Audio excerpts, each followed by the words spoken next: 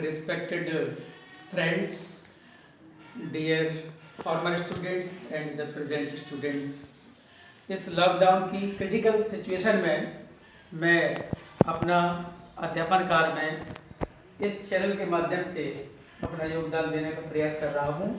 सबसे पहले मैं एक ऐसा चैप्टर पढ़ाने जा रहा हूँ जो 9th अप टू इंटरमीडिएट तक मान्य है। डायरेक्ट इनटू इनडायरेक्ट स्पीच अर्थात प्रत्यक्ष और अप्रत्यक्ष कथन। 5 प्रकार के सेंटेंसेस होते हैं: असर्टिव, इंपरेटिव, इंटेरोगेटिव, एक्सक्लेमेटरी और ऑप्टेटिव। इन 5 प्रकार के सेंटेंसेस को इनडायरेक्ट में बदलना सभी के सिलेबस में है। सबसे पहले मैं बात करूंगा असर्टिव सेंटेंसेस की। असर्टिव सेंटेंसेस की सबसे बड़ी पहचान होती है ये कर्ता प्रधान वाक्य होते हैं। केवल इसमें सब्जेक्ट होता है। सब्जेक्ट एक नहीं वो 2 भी हो सकते हैं, लेकिन इसमें एक कंप्लीट वर्ब होती है।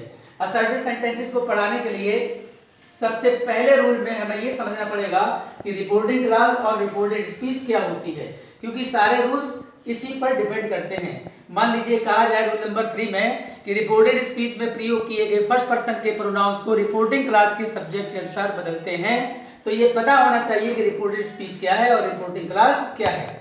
रिपोर्टिंग क्लास होता है इन्वर्टेड कॉमास के बाहर और रिपोर्टेड स्पीच होती है इन्वर्टेड कॉमास के अंदर।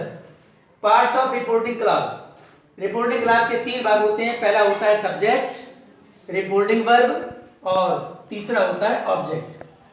ये देखिए एग्जांपल के तौर पर मैंने समझाने का प्रयास किया है। Ram said to Shyam, comma inverted commas, I am your friend. इसमें राम सब्जेक्ट हुआ, सेड रिपोर्टिंग वर्ब और to Shyam object. I am your friend subject द्वारा वक्ता द्वारा कहे गए कथन को इन्वर्टेड कॉमास के अंदर जो होता है उसको कहते हैं reported speech. I am your friend, ये है रिपोर्टेड स्पीच। असर्टिव सेंटेंस को बदलने के लिए सबसे पहला रूल है कि यदि रिपोर्टिंग क्लास में ऑब्जेक्ट दिया हो, ध्यान समझिए, यदि रिपोर्टिंग क्लास में ऑब्जेक्ट दिया हो तो सेज को टेल्स में टू हट जाएगा। टू हटाकर सेज को टेल्स में, सेज को टेल में, सेड को टोल्ड में बदल देते हैं। ऑब्जेक्ट नहीं होगा तो जैसी रिपोर्टिंग वर्ब है वैसी ही बनी रहेगी। दूसरी बात यह है कि केवल इन्हीं को बदला जाएगा, बाकी को नहीं बदला जाता है, जैसे रिमार्क्ड, वंडर्ड, शाउटेड, इलीजी। कॉमा इन्वर्टेड कॉमा हटाकर कंजंक्शन दैट का प्रयोग करते हैं और प्रोनाउंस में परिवर्तन ये फार्मूला लिखा हुआ है SON upon 1 2 3। First person according to subject, second person according to O object, third person for no change. इसके अलावा एक और ऐसा रूल है प्रोनाउंस के परिवर्तन का जो इस फार्मूले में शामिल नहीं है।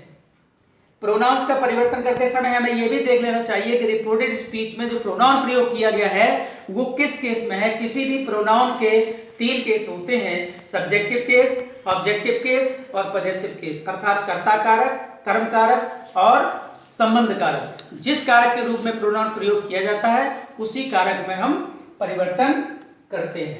इसके बाद रूल आता है टेंस में परिवर्तन। टेंस में परिवर्तन में यह देखा जाता है सबसे पहले कि रिपोर्टिंग वर्ब प्रेजेंट या फ्यूचर टेंस में ना हो।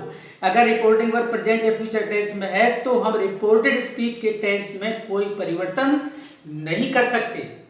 रिपोर्टिंग वर्ब जब पास्ट टेंस में होती है तब हम रिपोर्टेड स्पीच के टेंस में परिवर्तन करने की बात सोचते हैं। उसके पहले हमें 4 बिंदुओं पर ध्यान देना होता है कि रिपोर्टेड स्पीच में यूनिवर्सल ट्रुथ अर्थात सदा सत्य रहने वाली बात, हैबिचुअल एक्शन अर्थात आदत, हिस्टोरिकल इवेंट अर्थात ऐतिहासिक घटना या प्रोवर्ब अर्थात कहावत, अगर ये चारों चीजें हैं तो रिपोर्टिंग वर्ब भले ही पास्ट टेंस में बनी रहे हम इनमें कोई परिवर्तन नहीं करते हैं। आज के लिए इतना ही। टेंस के परिवर्तन की बात जो मैं कर रहा था, अब अगर रिपोर्टिंग वर्ब प्रेजेंट या फ्यूचर टेंस में है तो नहीं बदलेगा। रिपोर्टेड स्पीच में जो 4 तथ्य मैं अभी बता चुका हूं वो अगर है तो नहीं बदलेगा।